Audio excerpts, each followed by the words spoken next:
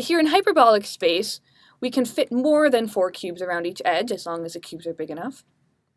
And here the cubes are quite large, and we in fact have 6 cubes around each edge. So if I just try and kind of move around the edge, I will go through 6 cubes to get back to where I started.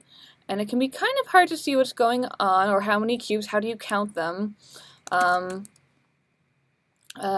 here I'm just gonna like put my face in an edge so I can look down and see that indeed there are 6 cubes, and my aim is not very good here, but yep. So that's what's going on here with these hyperbolic cubes in space. And to see, here we have the same kind of thing going on, except the cubes have the corners cut off. They are truncated cubes. So now wherever the cubes meet, at the corners we have these triangles instead. But otherwise it's the same. There are 6 around each edge. So here's an interesting question in this particular space, is what is this shape at the corner?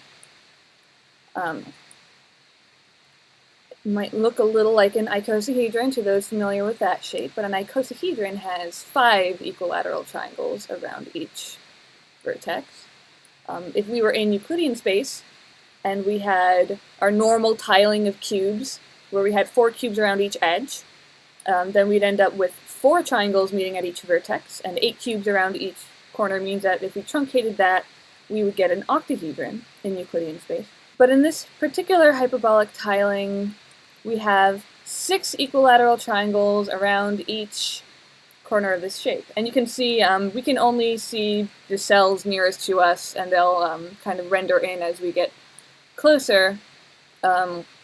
So we can't see through to the other side of this shape just because it'll only render the closest one. So the answer is that, well, we have 6 equilateral triangles around each vertex, and that shape is a Euclidean plane.